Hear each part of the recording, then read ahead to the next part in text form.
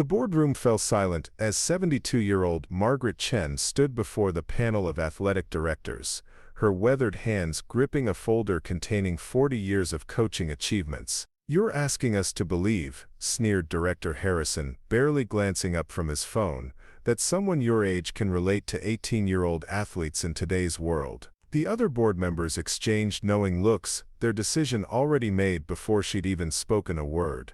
What they didn't know was that this moment of dismissal would trigger the most spectacular comeback in collegiate sports history, turning their biggest mistake into Margaret's greatest triumph. Before we jump back in, tell us where you're tuning in from, and if this story touches you, make sure you're subscribed, because tomorrow I've saved something extra special for you. Margaret had been expecting this meeting to go differently. After all, she had requested it herself, armed with her impressive resume and a burning desire to return to coaching after a 5-year retirement. Her previous team, the Golden Valley University Ravens, had won 3 consecutive national championships under her leadership before she stepped down to care for her ailing husband. Now, 6 months after his passing, she felt ready to pour her energy back into what she loved most, developing young athletes into champions. The Riverside Metropolitan University Athletic Department was struggling. Their women's basketball program had suffered through 4 consecutive losing seasons, with the latest coach resigning mid-season after a particularly embarrassing. The team was demoralized, the fans had given up, and enrollment in the sports program was plummeting. Margaret saw this as the perfect opportunity to rebuild something meaningful, but the selection committee saw only an old woman living in the past. "Mrs. Chen," Director Harrison continued, his tone dripping with condescension, "we appreciate your historical contributions to the sport. But we need someone who understands social media, modern training techniques, and can connect with Generation Z athletes. Someone who can bring energy and innovation to our program." The other committee members nodded in agreement, their minds clearly made up before she had even entered the room. Preparing and narrating this story took us a lot of time, so if you are enjoying it, subscribe to our channel, it means a lot to us. Now back to the story. Margaret felt the familiar fire building in her chest, the same determination that had driven her through decades of being underestimated. She had heard these arguments before, back when she was 35 and male coaches complained she was too emotional to handle pressure. She had heard them again at 45 when younger coaches with fancy degrees questioned her outdated methods. And she had heard them at 55 when administrators suggested she should step aside for fresh blood. Each time she had responded the same way, by winning. "Director Harrison," she replied calmly, her voice carrying the authority of someone who had earned respect the hard way. "You're right that I don't understand TikTok dances or whatever music these kids are listening to.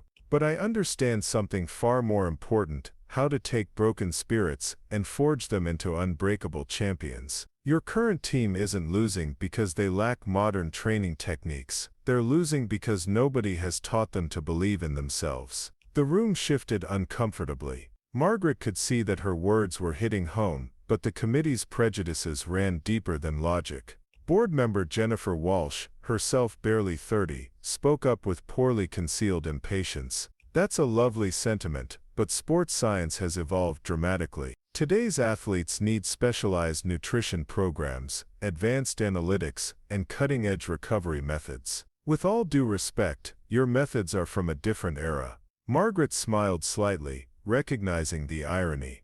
These people were so focused on her age that they had failed to do basic research about her background. "Miss Walsh, I have a master's degree in sports psychology and spent the last 5 years auditing courses in sports science and nutrition. I may be 72, but my education didn't stop when I turned 60. What I bring is not just modern knowledge, but the wisdom to know when to apply it and when to rely on timeless principles of leadership and motivation." The dismissal in their eyes only grew stronger. Director Harrison glanced at his watch impatiently. "We appreciate you coming in, but we need to move forward with our search. We'll be in touch if anything changes."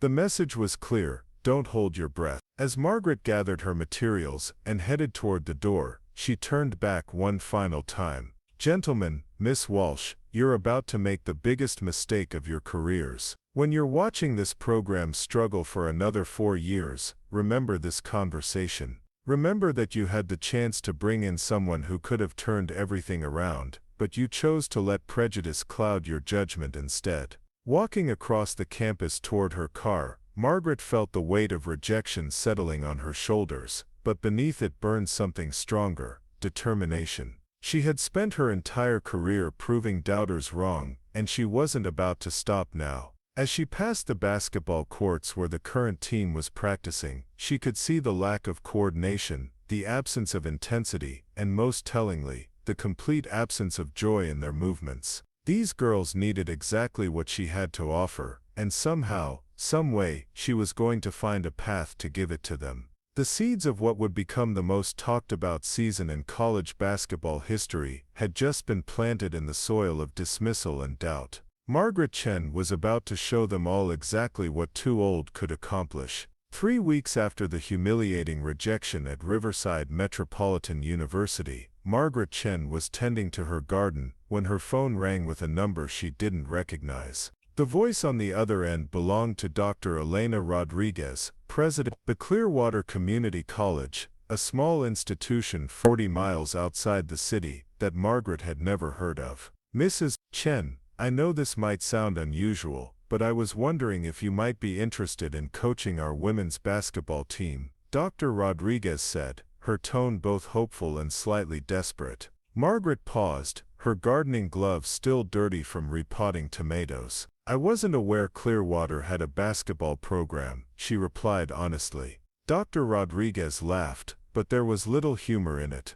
"That's because we've only had one for 2 years, and it's been challenging. Our current coach just accepted a position at a larger school, leaving us with 12 young women who have been working incredibly hard but need proper guidance. I know you might be overqualified for a community college position, but I believe these girls deserve the best coaching available." The conversation that followed revealed a story that tugged at Margaret's heartstrings. Clearwater Community College served a diverse population of students. Many were first-generation college attendees, working multiple jobs to pay for their education. The basketball team consisted of players who had been overlooked by larger universities, transfers seeking second chances, and local talent who couldn't afford to go away to school. They practiced in a converted gymnasium that doubled as the college's cafeteria, with portable hoops that had to be moved aside for meal service.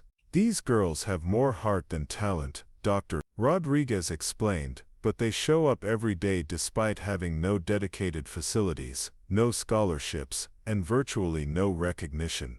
They play in a local community league because we can't afford to join an official conference. I've watched them improve tremendously over the past 2 years, but they need someone who can take them to the next level. Someone who believes in them as much as they're starting to believe in themselves." Margaret found herself intrigued, despite the obvious challenges. "Dr. Rodriguez, what exactly are you offering in terms of resources, and what would be your expectations for the program?" The answer was both refreshingly honest and daunting. The position paid barely enough to cover gas money, there was no budget for equipment or travel, and the locker room was a converted storage closet. But Dr. Rodriguez offered something that Riverside Metropolitan University never could: complete autonomy and genuine respect for Margaret's experience. "Mrs. Chen, I won't pretend this is a glamorous position, but I will promise you this: if you can see potential in these young women, I'll support you in every way this institution possibly can.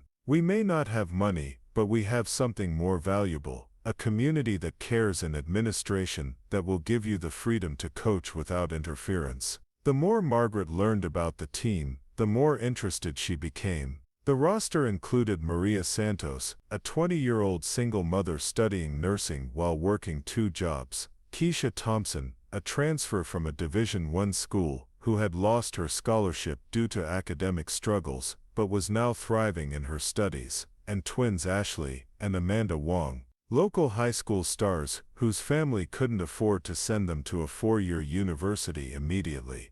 These weren't the pampered athletes Margaret had grown accustomed to coaching at Golden Valley University. These were young women with real struggles, real determination, and real appreciation for the opportunities they had been given. They reminded Margaret of herself at that age, hungry, underestimated, and willing to work twice as hard as anyone else to prove their worth. "I'd like to meet the team before making any commitments," Margaret told Dr. Rodriguez. "If I'm going to do this, I need to know they're truly committed to improvement, not just looking for someone to validate their current efforts." Dr. Rodriguez immediately agreed, arranging for Margaret to observe their next practice and speak with the players afterward.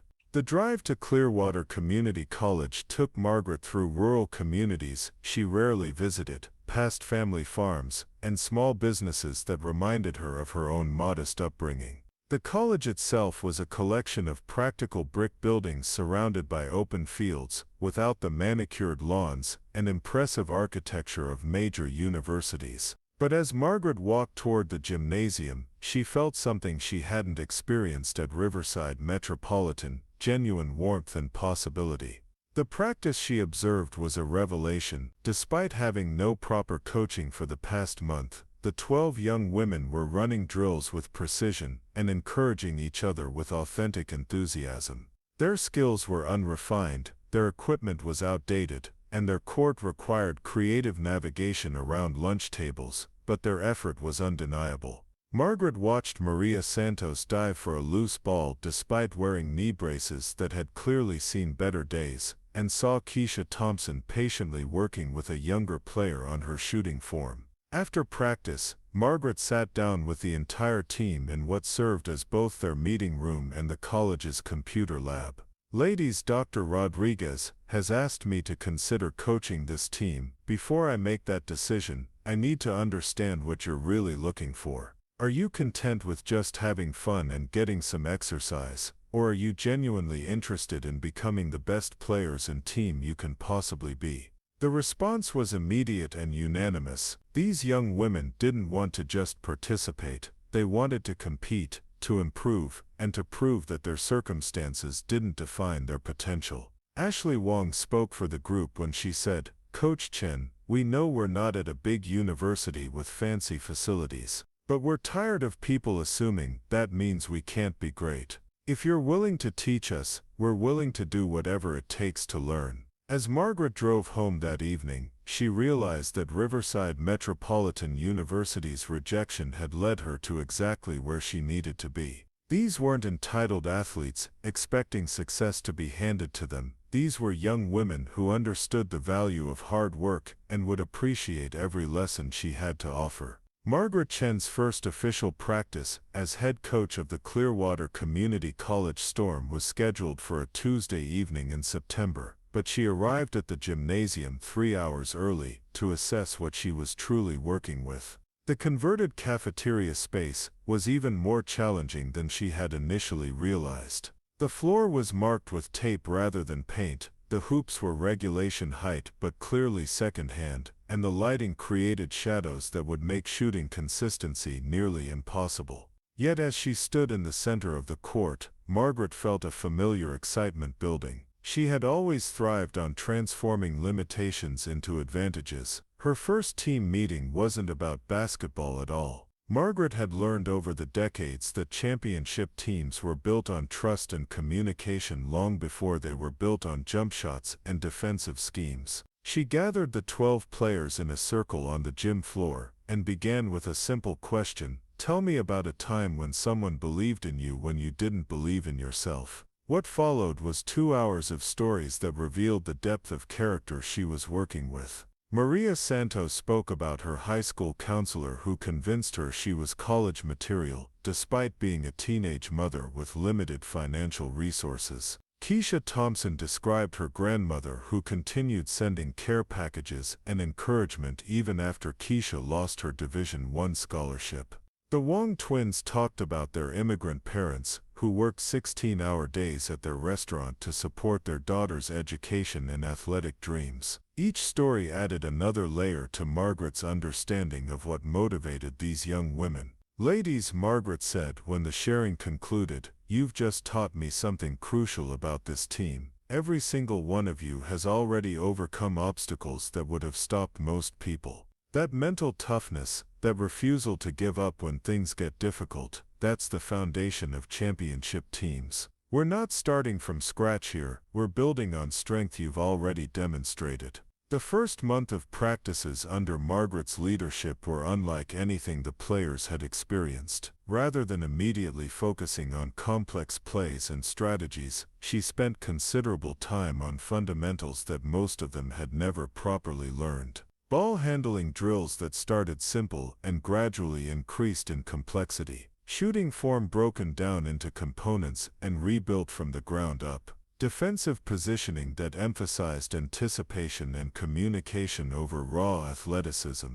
Margaret's approach was methodical and patient, but her standards were uncompromising. When players complained about the repetitive nature of the drills, she would remind them that excellence was simply the accumulation of small improvements made consistently over time. Champions aren't made in games, she would say during particularly grueling practice sessions. Champions are made in moments like this, when you choose to push through discomfort because you're committed to something bigger than immediate gratification. The physical improvements were obvious within weeks, but the mental transformation was even more significant. Margaret introduced concepts that none of them had encountered before: sports psychology techniques for managing pressure, visualization exercises for improving performance, and team-building activities that turned 12 individuals into a cohesive unit. She brought in guest speakers from her network, former players who had gone on to successful careers, sports nutritionists who taught them how to fuel their bodies properly despite limited budgets, and mental performance coaches who helped them develop confidence and resilience.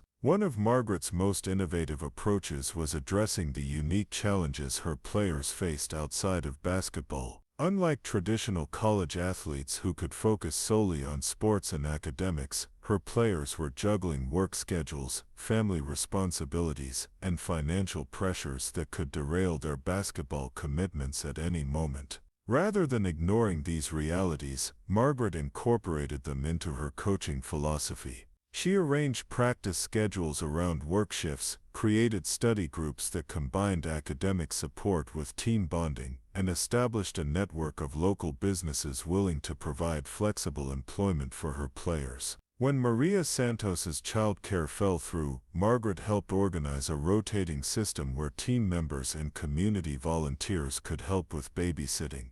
When the Wong twins faced pressure from their parents to spend more time at the family restaurant, Margaret met with their parents personally to explain how basketball was actually developing life skills that would benefit the business. The first real test of Margaret's rebuilding efforts came during a scrimmage against a local high school varsity team that had been dominating their league for years. Margaret knew her players were nervous, and she could see doubt creeping into their expressions as they faced opponents who were younger but more experienced in high-pressure situations. During the pre-game talk, she addressed their fears directly. "Ladies, I want you to remember something important tonight. 6 weeks ago you were 12 individuals who happened to play basketball together. Today you are a team, you've put in the work, you've learned the systems, and most importantly, you've learned to trust each other. Whatever happens in this game, I want you to play with the confidence that comes from knowing you've prepared properly and you're supporting each other completely."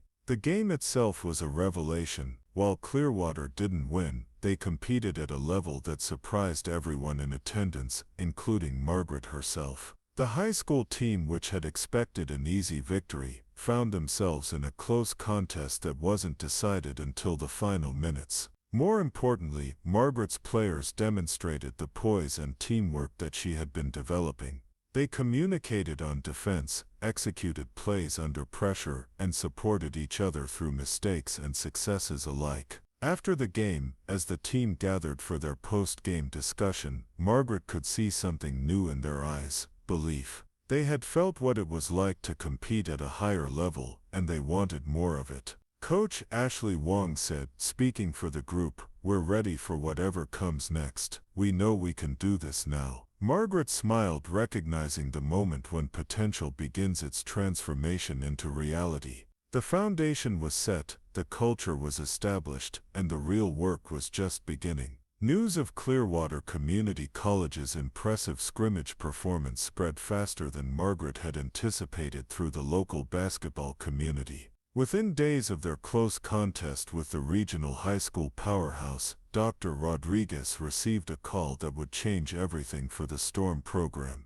The Tri-County Athletic Conference, a competitive league of community colleges and small four-year institutions, had an unexpected opening due to a school withdrawing mid-season. They were offering Clearwater the opportunity to join immediately and compete in their remaining games and end-of-season tournament. The invitation came with a sobering reality check. The Tri-County Conference included schools with established programs, dedicated facilities, and recruiting budgets that dwarfed Clearwater's entire athletic department funding. Teams like Metro Tech Community College had been competing successfully for over a decade, while Riverside Valley University's satellite campus had recently lured away several top players from larger programs with academic scholarships and superior resources. For Clearwater to accept this invitation meant going from comfortable scrimmages to genuine competition against programs that had every advantage except one, Margaret Chen. Margaret called a team meeting to discuss the opportunity, but she already knew what her players' response would be. These were young women who had spent their entire lives being underestimated and overlooked. The chance to prove themselves on a bigger stage wasn't intimidating, it was exactly what they had been preparing for. Coach Maria Santos said without hesitation, "We didn't work this hard to stay comfortable. If they're giving us a chance to show what we can do, we take it." The decision to join the conference meant completely restructuring their remaining season.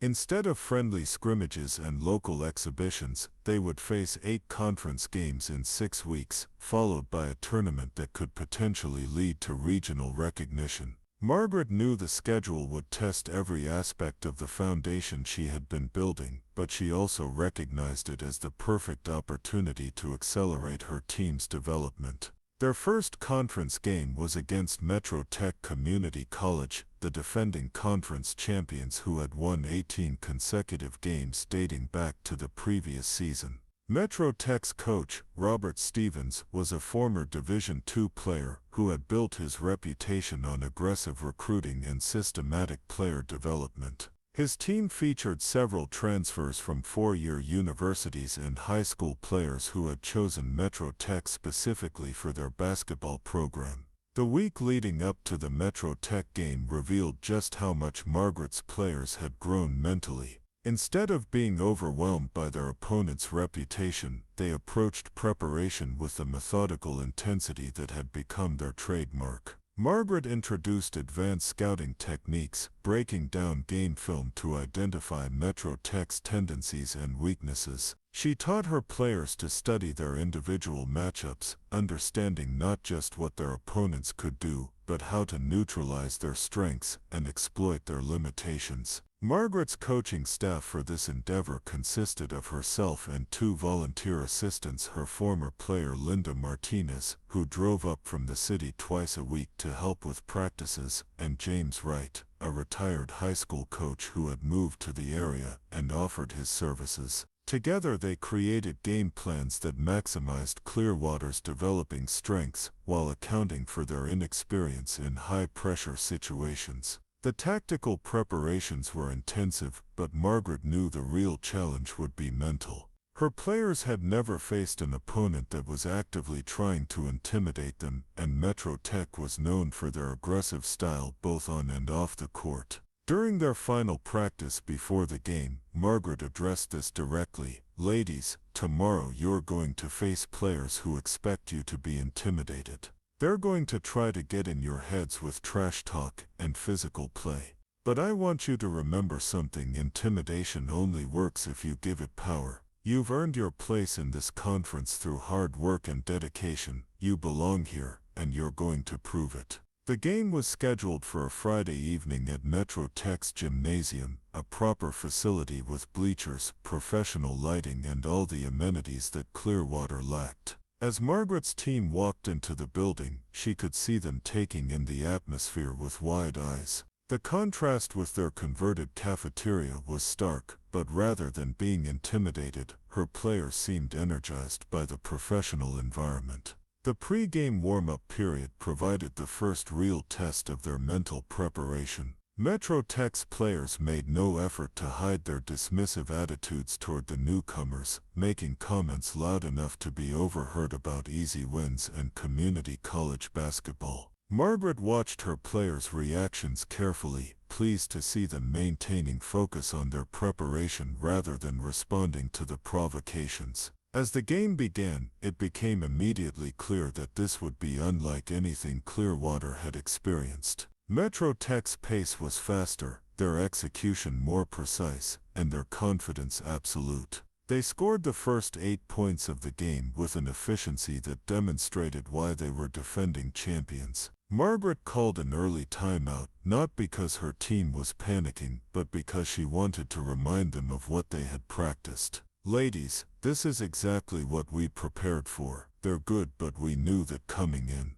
Trust your training, trust each other, and play our game. We're not here to be overwhelmed, we're here to compete." The impact of those words was immediate. When play resumed, Clearwater began executing their offense with the patience and precision Margaret had drilled into them, working for good shots rather than forcing difficult ones. The remainder of the first half showcased the dramatic improvement Margaret's players had made. While they trailed 34-28 at halftime, they had demonstrated that they belonged on the same court with the conference champions. More importantly, they had shown mental toughness under pressure and the ability to execute their game plan despite facing superior talent. As they headed to the locker room for halftime, Margaret felt a familiar feeling building in her chest, the certainty that something special was about to happen. The halftime locker room at Metro Tech was cramped and sterile, nothing like the makeshift spaces Clearwater's players were accustomed to, but Margaret used the unfamiliar environment to her advantage. She had learned decades ago that championships were often decided not by superior talent but by superior adjustments. As her players caught their breath and toweled off, she stood before them with the calm confidence of someone who had been in this exact situation countless times before. "Ladies, I want you to look around this room and remember this moment," Margaret began, her voice carrying the authority that had guided teams through pressure situations for 40 years. 6 months ago you were practicing in a cafeteria with portable hoops. Tonight you're playing the defending conference champions to a 6-point halftime deficit in their own gym. Every person in those stands expected this game to be over by now, but here we are, very much alive and very much in this fight. The adjustments Margaret made during that 15-minute break demonstrated the depth of her basketball knowledge and her ability to maximize her team's potential. She had identified 3 key areas where Metro Tech was gaining advantages: their press was forcing turnovers, their superior size was dominating the boards, and their experience was allowing them to execute late in the shot clock. Rather than trying to match Metro Tech's strengths, Margaret designed solutions that played to Clearwater's developing identity. "Maria, I want you initiating our press break every time. Your ball handling has improved tremendously, and your decision-making under pressure is becoming one of our biggest assets. Keisha, you're going to move to the high post more often in the second half. Use your passing ability to create opportunities for others, and don't be afraid to take the mid-range shot when they give it to you. Ashley and Amanda, I need you both crashing the boards on every possession. They're bigger than us, but we're quicker to the ball." The strategic adjustments were important, but Margaret's real message was about belief and composure. She could see in her players' eyes that they had gained something invaluable during the first half, the knowledge that they could compete with anyone. The nerves and uncertainty that had marked their early conference games were replaced by quiet confidence and determination. As the second half began, the transformation in Clearwater's play was immediately evident. Maria Santos brought the ball up court with newfound poise, navigating Metro Tech's pressure defense like a veteran point guard. The turnovers that had plagued them in the first half virtually disappeared as they executed their press break with precision and patience. Keisha Thompson found her rhythm in the high post, using her improved passing skills to create scoring opportunities for teammates, while occasionally stepping out to knock down the mid-range jumpers that Margaret had been helping her develop. The Wong twins, who had struggled with the physicality of conference play in earlier games, began to assert themselves on the boards with a tenacity that surprised their opponents. Their combination of quickness and determination allowed them to secure rebounds against taller players who had been dominating the paint in the first half. More importantly, they were communicating constantly on defense, calling out screens and switches with the coordination that Margaret had been drilling into them for months. By the midpoint of the second half, something remarkable was happening. Clearwater had not only stopped Metro Tech's momentum, but had begun to build their own. A three-pointer by Ashley Wong cut the deficit to 3. A steal and fast break layup by Maria Santos made it a one-point game. When Keisha Thompson hit a turnaround jumper from the free throw line with 8 minutes remaining, Clearwater took their first lead of the game, and the Metro Tech gymnasium fell silent.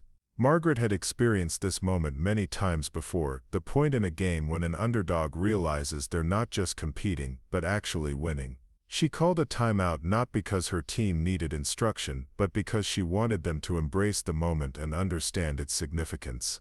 Ladies, this is what we've been working toward. You're not lucky to be here, you're not playing over your heads. You've earned this moment through preparation and dedication, now finish the job. The final 8 minutes of the game showcased everything Margaret had been building in her players. Under pressure, they didn't panic or revert to individual play. Instead, they executed their offensive sets with precision, communicated constantly on defense, and supported each other through every mistake and success. When Metro Tech made their inevitable run, cutting a 6-point Clearwater lead to 1 with 3 minutes remaining, Margaret's players responded with the poise of experienced competitors. The game's defining moment came with 90 seconds left and Clearwater leading by 2 points.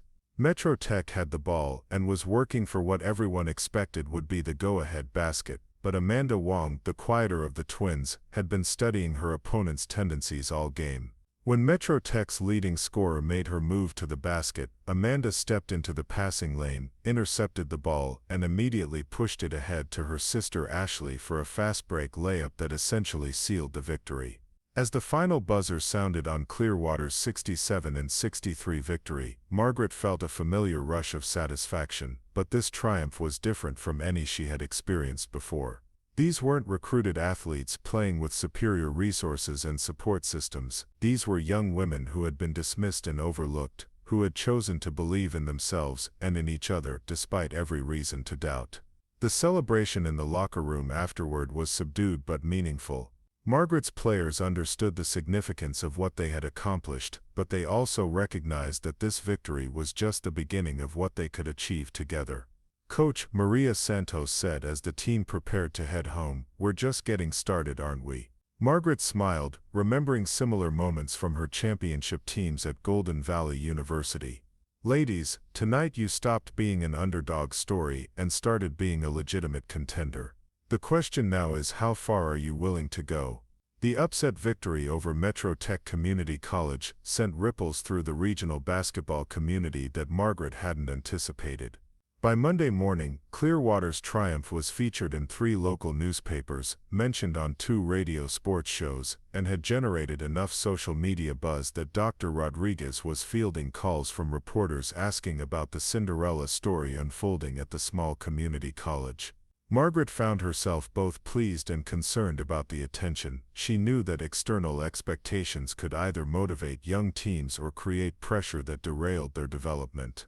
The most significant call came from Janet Morrison, sports director for the Regional Athletic Association, who informed Dr. Rodriguez that Clearwater's remaining conference games would be closely monitored for potential inclusion in the regional tournament selection process. Dr. Rodriguez, what your team accomplished against Metro Tech has changed how we're looking at your program. If they can maintain this level of play, they could earn consideration for postseason opportunities that would have seemed impossible just weeks ago. Margaret's first challenge was managing her players' reactions to the sudden attention. During their next practice, she addressed the elephant in the room directly. "Ladies, I know you've all seen the newspaper articles and heard the radio mentions. That attention is nice, and you've earned every bit of recognition you're receiving, but I want you to remember something important. Teams that start reading their own press clippings usually start believing they can succeed without putting in the work that got them there in the first place. The message resonated because Margaret's players had learned to trust her judgment implicitly. Rather than being distracted by external validation, they used the recognition as motivation to prove that their victory over Metro Tech wasn't a fluke. Their next practice was one of the most intense and focused sessions Margaret had ever conducted, with players pushing themselves and each other to maintain the standards that had created their success. Their next conference opponent was Riverside Valley University's satellite campus, a team that had recruited several former Division I players and was considered the most talented roster in the conference. The game was scheduled for Clearwater's home court, which meant playing in their converted cafeteria gymnasium in front of what would likely be their largest crowd of the season. Margaret realized this would be her team's first experience with the pressure of defending their home court while carrying the expectations that came with being a legitimate contender. The week of preparation revealed just how much her players had matured mentally. Instead of being overwhelmed by Riverside Valley's talent, they approached the game with analytical intensity, studying film and identifying specific areas where they could gain advantages. Maria Santos spent extra time working on her ability to penetrate Riverside Valley's zone defense, while Keisha Thompson focused on developing counters to the physical post defense she expected to face. Margaret's preparation extended beyond basketball strategy. She brought in a sports psychologist from her network to help her players deal with the mental aspects of high-pressure games. Sarah Kim worked with the team on visualization techniques, breathing exercises for managing anxiety, and mental preparation strategies that Margaret had used with her championship teams at Golden Valley University. "Ladies," Dr. Kim explained during one session, "pressure is not something that happens to you, it's something you create in your mind based on your thoughts about a situation.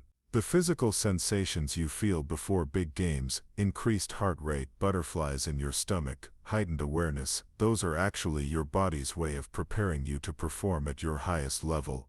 Champions learn to interpret those feelings as readiness rather than nervousness." The Riverside Valley game attracted attention that Clearwater had never experienced. Local television stations sent cameras, regional newspapers assigned reporters, and the converted gymnasium was packed with students, faculty, and community members who had been following the team's remarkable season. Margaret could see her players taking in the atmosphere during warm-ups, and she was pleased to observe confidence rather than anxiety in their demeanor. The game itself became a showcase for everything Margaret had been developing in her players over the past months. Riverside Valley entered with superior individual talent and depth, but Clearwater countered with superior preparation, teamwork, and mental toughness. From the opening possession, it was clear that Margaret's team would not be intimidated by their opponent's reputation or pedigree. The first half was a tactical chess match that demonstrated Margaret's coaching evolution. She had always been known for her ability to motivate players and develop their individual skills, but this game showcased her strategic acumen and ability to make real-time adjustments. When Riverside Valley's zone defense threatened to disrupt Clearwater's offensive flow, Margaret called timeout and introduced a high-low passing attack that exploited the gaps in their coverage. By halftime, Clearwater led 38-38. 35, but more importantly, they had demonstrated that their victory over Metro Tech was not an anomaly. They were executing complex game plans under pressure, making smart decisions in crucial moments, and playing with the cohesion of a team that had been together for years rather than months. The second half featured some of the best basketball Margaret had seen her players execute. Maria Santos was orchestrating the offense like a veteran point guard, making reads and finding teammates in positions to succeed. Keisha Thompson was dominating the paint with a combination of skill and determination that reminded Margaret of some of her best post players from Golden Valley. The Wong twins were providing energy and versatility that kept Riverside Valley's coaching staff constantly adjusting their rotations. With 10 minutes remaining and Clearwater leading by 8 points, Margaret realized that her team had crossed another threshold. They weren't just competing with superior programs, they were controlling games against them. The poise and confidence they displayed in crucial moments suggested that they were beginning to believe they belonged not just in their conference but potentially on even bigger stages. The final score was Clearwater 74, Riverside Valley 68, but the margin didn't reflect how thoroughly Margaret's team had controlled the game's flow and momentum. In the post-game interviews, even Riverside Valley's coach admitted that Clearwater had outplayed and outcoached his team. "They're not just a good story anymore," he told reporters. "They're a legitimate basketball team that could compete with anyone in the region." The victory over Riverside Valley propelled Clearwater Community College into territory that no one associated with the program had dared imagine when the season began. With 2 games remaining in the regular conference schedule, they sat atop the standings with a realistic chance of earning the #1 seed in the conference tournament. Margaret knew that this position brought both opportunity and pressure that would test every aspect of her team's development over the past months. The transformation in how other teams approached Clearwater was immediately evident in their preparation for the next game against Central State Technical College. Where previous opponents had underestimated them and prepared casually, Central State's coach spent the entire week developing specific strategies to counter Clearwater's strengths. Margaret found herself in the unusual position of being the team that other coaches were trying to figure out rather than the underdog hoping to surprise more established programs. During practice, Margaret addressed this new reality with her characteristic directness. "Ladies, the days of catching teams off guard are over. From now on, every opponent is going to have detailed scouting reports on each of you. They're going to know your favorite moves, your tendencies, and they're going to try to take away the things you do best. This is what success looks like. Everyone is taking you seriously now." The challenge of being the hunted rather than the hunter required Margaret to evolve her coaching approach once again. She began installing more complex offensive sets that gave her players multiple options depending on how defenses tried to stop them. Maria Santos worked extensively on developing a reliable three-point shot to complement her driving ability, while Keisha Thompson added face-up moves to her post-game to counter teams that were bringing double teams every time she touched the ball in the paint. Margaret's most important innovation during this period was developing her players' basketball IQ to match their improved physical skills. She instituted film sessions where players were required to identify defensive adjustments and suggest offensive counters. These sessions revealed the depth of understanding her players had developed about the game and their ability to think strategically under pressure. The Central State game became a proving ground for these new challenges. From the opening possession, it was clear that Central State had prepared extensively to disrupt Clearwater's rhythm. They employed a switching defense designed to create mismatches, pressed full court to speed up the tempo, and used physical play to test Clearwater's composure. Margaret watched from the sideline as her players encountered the most sophisticated game plan they had faced all season. The first quarter was a struggle as Clearwater adjusted to Central State's aggressive approach. Turnovers and forced shots put them behind 18-12, and Margaret could sense some frustration building among her players. During the timeout, she reminded them of a lesson they had learned months earlier. Champions are defined not by how they perform when everything goes smoothly, but by how they respond when faced with adversity. This is your moment to show what you've really learned. The adjustment period revealed the mental toughness that Margaret had been developing all season. Rather than panicking or abandoning their game plan, her players began to execute with the patience and precision that had become their trademark. Maria Santos started using Central State's aggressive pressure against them, drawing fouls and finding open teammates when defenders overcommitted. Keisha Thompson countered the double teams by becoming a facilitator, using her passing ability to create scoring opportunities for the Wong twins and other teammates. By halftime, Clearwater had regained control of the game, leading 41-38. More importantly, they had demonstrated the ability to solve problems and make adjustments in real time. Margaret's halftime message was simple: "You've figured them out. Now execute for 18 more minutes, and show them why you're conference leaders." The third quarter featured some of the most complete basketball Margaret had seen her team play all season. They were executing on both ends of the floor with a combination of skill and intelligence that reminded her of her championship teams at Golden Valley University. Central State's game plan, which had been effective early, was systematically dismantled as Clearwater found solutions for every adjustment their opponents made.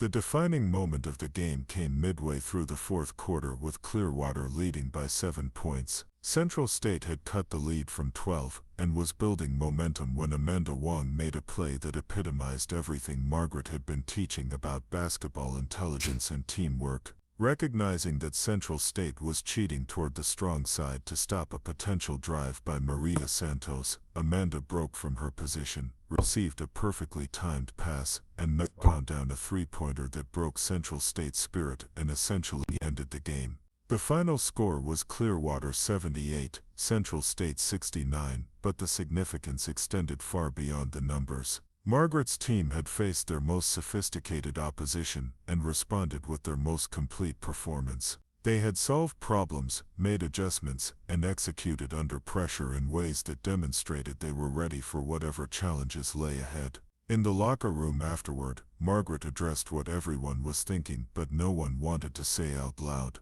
"Ladies, we have one regular season game left, and then the conference tournament. If we win both, we're conference champions, and we earn the right to compete in the regional tournament. 6 months ago, that would have sounded like fantasy. Today it's a realistic goal that you've earned the right to pursue." The weight of that possibility settled over the team, but rather than feeling pressure, Margaret's players seemed energized by the opportunity. They had learned to embrace challenges rather than fear them, and the biggest challenge of their basketball lives was just ahead. Coach Maria Santos said, speaking for the entire team, "We're ready for whatever comes next. You've taught us to believe in ourselves and in each other. Now we want to see how far that can take us." Margaret smiled. The Tri-County Athletic Conference tournament was held at the neutral site of Regional Sports Complex, a modern facility that represented the biggest stage any of Clearwater's players had ever performed on. As Margaret walked her team through their first practice in the professional-grade gymnasium, she could see them taking in the atmosphere with a mixture of excitement and determination. The wide-eyed nervousness that had characterized their early conference games had been replaced by quiet confidence and focused intensity.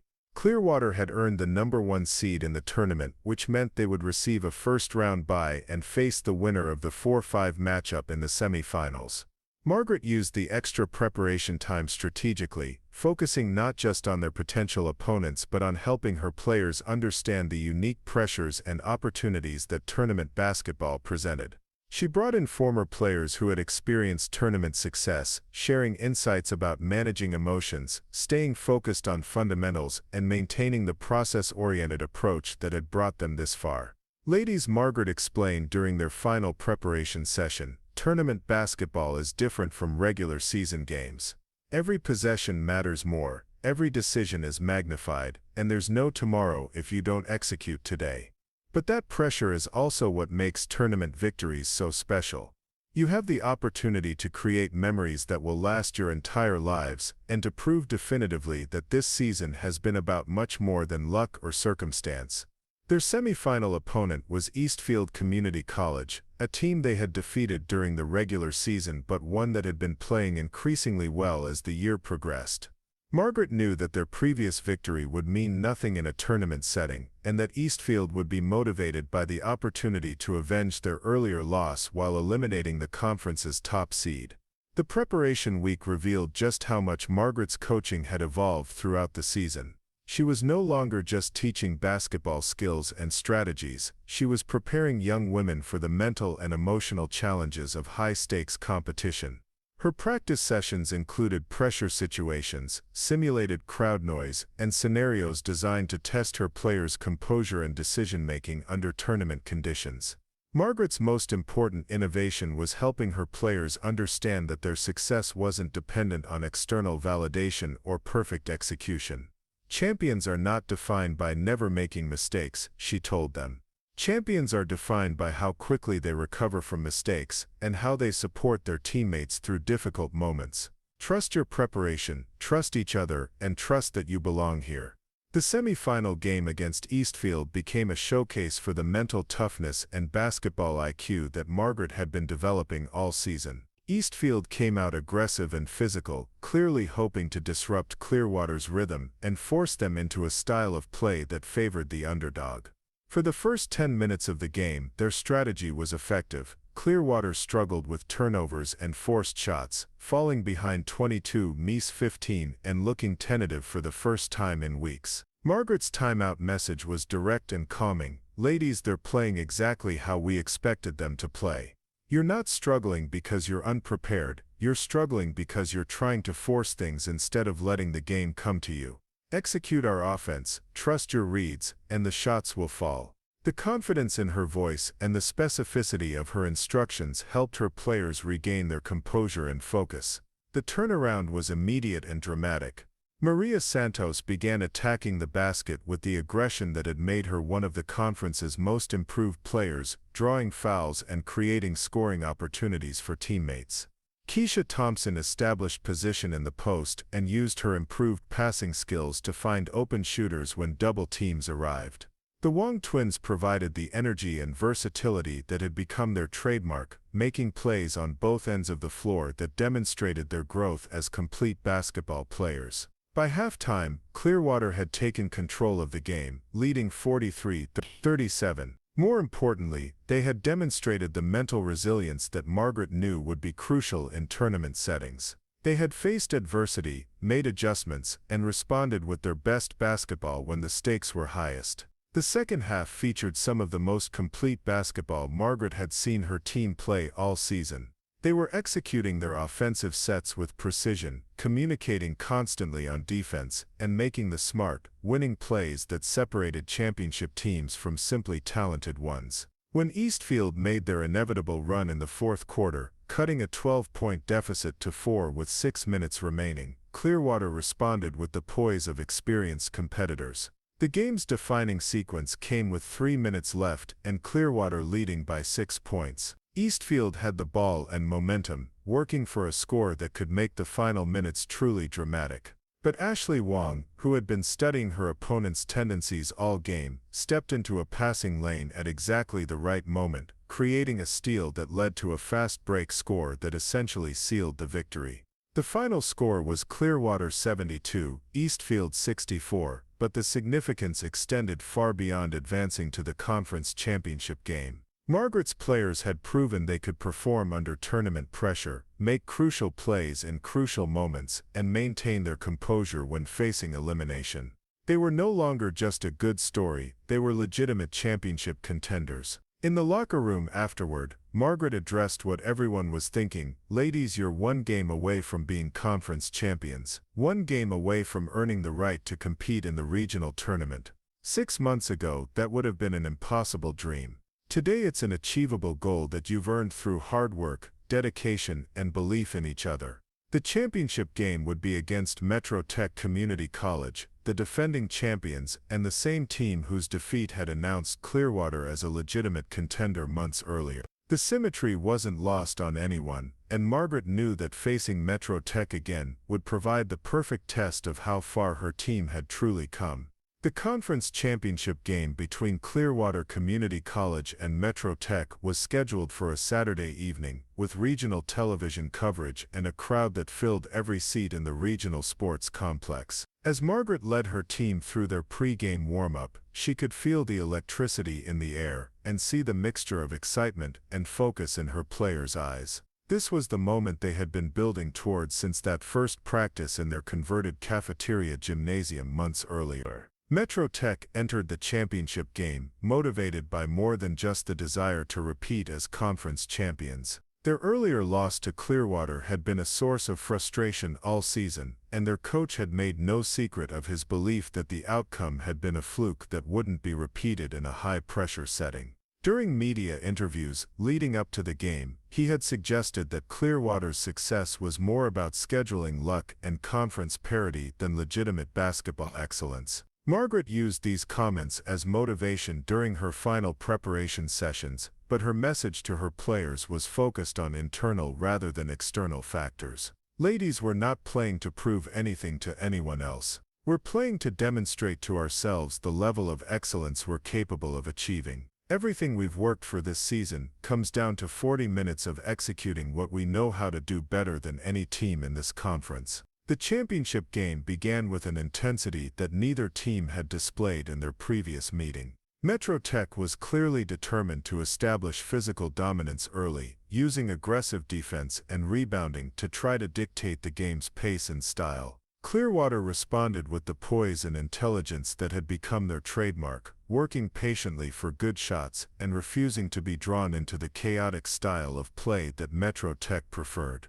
The first quarter was a tactical battle that showcased Margaret's strategic evolution as a coach. She had prepared multiple offensive sets specifically for Metro Tech's defensive tendencies, and her players executed these adjustments with the precision of a team that had been together for years rather than months. When Metro Tech tried to pressure Maria Santos with full-court defense, Clearwater countered with a quick-hitting passing attack that created easy scoring opportunities. When they attempted to neutralize Keisha Thompson with double teams, she responded by becoming a facilitator whose passing created open shots for teammates. By the end of the first quarter, Clearwater led 18-16, but more importantly, they had established that they would not be intimidated or overwhelmed by the championship setting. Margaret's halftime message was simple and direct. Ladies, you're playing championship-level basketball. Trust your preparation, support each other, and let's show everyone what we're truly capable of achieving. The second quarter featured some of the most complete basketball Margaret had seen any team play at this level. Clearwater was executing on both ends of the floor with a combination of skill, intelligence, and determination that reminded her of her championship teams at Golden Valley University. Maria Santos was orchestrating the offense like a veteran point guard, making reads and creating opportunities that demonstrated her dramatic improvement over the course of the season. Keisha Thompson was dominating the paint with a combination of post moves and passing that made her virtually impossible to defend effectively. The Wong twins were providing the energy and versatility that had become their signature contribution, making plays on both ends of the floor that kept Metro Tech's coaching staff constantly adjusting their strategies. Ashley's three-point shooting was creating spacing that opened up driving lanes for her teammates, while Amanda's defensive intensity was disrupting Metro Tech's offensive rhythm and creating transition opportunities. By halftime, Clearwater had extended their lead to 41. During the halftime break, she focused her players on maintaining their composure and continuing to execute their game plan regardless of what their opponents tried to do. Champions are tested not by how they perform when ahead, but by how they respond when faced with the other team's best punch. Stay focused, stay together, and trust what got you here. The third quarter became a test of everything Margaret had taught her players about mental toughness and resilience. Metro Tech came out with desperate intensity, using full-court pressure and physical play to try to disrupt Clearwater's rhythm and create turnovers. For the first few minutes of the quarter, their strategy was effective. Clearwater struggled with ball handling against the pressure and committed several uncharacteristic turnovers that allowed Metro Tech to cut the deficit to 2 points. Margaret's timeout message was calm but urgent. Ladies, this is exactly what we prepared for. They're playing with desperation because they know we're the better team. Stay calm, execute our press break, and trust that our preparation will carry us through. The confidence in her voice and the specificity of her instructions helped her players regain their composure and return to the style of play that had brought them success all season. The final 15 minutes of the game showcased everything that made Margaret's coaching and her players' development so remarkable. Under maximum pressure, with a championship at stake, they played with the poise and execution of seasoned champions. Every possession was contested, every decision was crucial, and every player contributed to a collective effort that demonstrated the power of preparation, teamwork, and unwavering belief. The game's defining moment came with 4 minutes remaining and Clearwater leading by 3 points. Metro Tech had possession and momentum, working for a score that could tie the game and shift all the pressure back to the underdogs. But Maria Santos, who had developed into one of the conference's premier defenders under Margaret's tutelage, made a steal at mid-court and immediately pushed the ball ahead to Ashley Wong for a fast break three-pointer that essentially sealed the championship. As the final buzzer sounded on Clearwater's 73-67 victory, Margaret felt an emotion she had never experienced in all her years of coaching, the pure joy of watching young people achieve something they had never believed possible. The celebration on the court after Clearwater Community College's conference championship victory was unlike anything Margaret Chen had experienced in 4 decades of coaching. As her players embraced each other, and tears of joy mixed with sweat from their championship effort, Margaret stood at the edge of the celebration, watching young women who had been dismissed and overlooked just months earlier, holding a trophy that represented so much more than basketball success. This was validation of everything she had believed about potential, perseverance, and the power of refusing to accept other people's limitations. The immediate aftermath of the championship brought attention that dwarfed anything Clearwater had experienced during their remarkable season. Regional newspapers featured front-page stories about the 72-year-old coach who had been rejected by major universities and the community college team that had defied every expectation. Television sports shows picked up the story, framing it as one of the most inspiring underdog tales in recent memory. Social media exploded with posts celebrating Margaret's return to coaching and her players' incredible achievement. But the most meaningful recognition came from an unexpected source. 3 days after the championship game, Margaret received a phone call from Director Harrison at Riverside Metropolitan University, the same man who had dismissed her as too old just months earlier. His tone was markedly different from their previous conversation. "Mrs. Chen, I'm calling to congratulate you on your remarkable season and to discuss the possibility of you joining our program as head coach. We realize we may have made an error in judgment during our earlier meeting."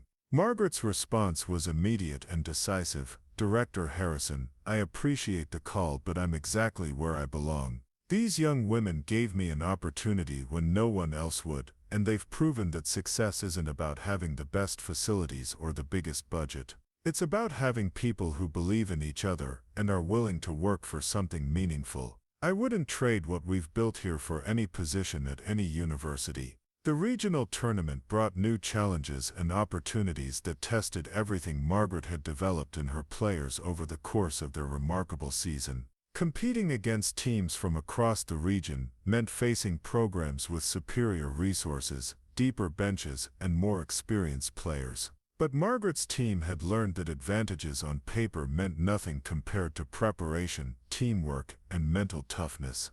Their first-round regional opponent was Jefferson State University's junior varsity team, a group of players who had been recruited to a 4-year institution specifically for their basketball abilities. The game was played at a neutral site arena that seated over 5,000 people, by far the largest venue any of Clearwater's players had ever competed in. Margaret used a week of preparation to help her players understand that the bigger stage was actually an advantage for a team that had learned to thrive under pressure. "Ladies," she explained during their final practice before leaving for the tournament, "every opponent we face is going to have individual players who are more talented than our individual players. But basketball is not an individual sport, and talent alone doesn't win games. Chemistry wins games, intelligence wins games, heart wins games, and we have more of all three than any team will face." The regional tournament game against Jefferson State became a showcase for everything that made Margaret's coaching philosophy and her players' development so remarkable. Facing superior athletic ability and depth, Clearwater responded with the basketball intelligence and collective determination that had characterized their entire season.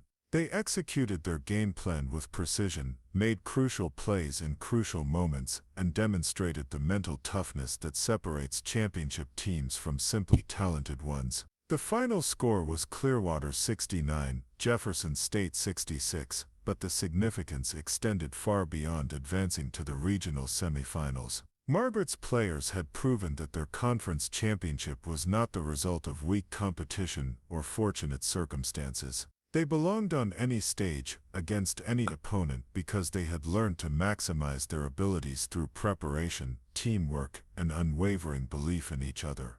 The regional tournament run ultimately ended in the semifinals against the eventual national champions, but the loss couldn't diminish what Margaret They had transformed a struggling community college program into a regional contender in less than one season. More importantly, they had changed the lives of 12 young women who had learned that their circumstances didn't define their potential. In the weeks following the season, Margaret received coaching offers from several major universities, speaking requests from corporations wanting to learn about leadership and team building, and book deal proposals from publishers interested in telling her story. She declined them all, choosing instead to focus on the recruiting process for the following season and the continued development of her current players. The real measure of Margaret's impact became clear in the months that followed the season's end. Maria Santos was offered a full scholarship to transfer to a Division I university, but chose to stay at Clearwater to complete her nursing degree, while helping Margaret build the program.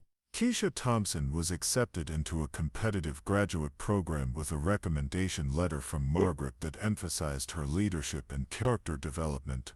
The Wong twins both received academic scholarships to four-year universities. Neither improved confidence and work ethic, having transformed their approach to academics as well as athletics. 6 months after that humiliating rejection at Riverside Metropolitan University, Margaret Chen had proven that age was not a limitation but an asset when combined with experience and an unwavering commitment to developing young people. The doubters who had called her too old had been forced to watch as she led a group of underestimated young women to achievements that exceeded everyone's expectations except her own.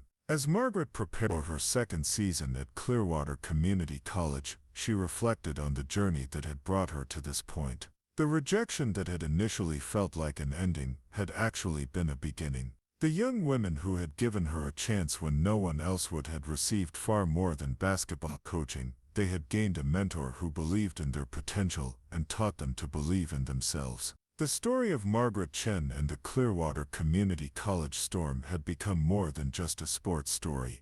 It was a testament to the power of perseverance, the importance of giving people opportunities regardless of age or circumstances, and the remarkable things that can happen when experienced leadership meets determined youth. Most importantly, it proved that being called too old was just another obstacle to overcome on the path to proving what true champions are capable of achieving. Up next, you've got 2 more standout stories right on your screen. If this one hit the mark, you won't want to pass these up. Just click and check them out, and don't forget to subscribe and turn on the notification bell so you don't miss any upload from us.